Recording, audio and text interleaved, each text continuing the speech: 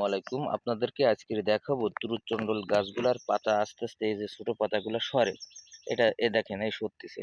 এই যে আপনারা একটু খেয়াল করেন অবশ্যই দেন এই ছোট পাতাগুলা খেলা করতেছে। আপনারা নিজের চোখে দেখেন ভিডিও থেকে। আলহামদুলিল্লাহ এরকম যদি কেউ প্রথম দেখে থাকেন অবশ্যই কমেন্টে জানাবেন। একটু ধীর স্থির মন দিয়ে দেখেন আস্তে আস্তে পাতাগুলো সরতেছে। এটা কোনো জাদু না। গাছের যে কার্যকারিতা এটা আছে। লোকমান হাকিম কিন্তু গাছের কথা বুঝতো বা জানতো। এজন্য কোরআন শরীফে কিন্তু কিছু আয়াত নাজিল হয়েছে তার কারণে। তো আসলে উপকার সব গাছে আছে, জানতে হবে, বুঝতে হবে।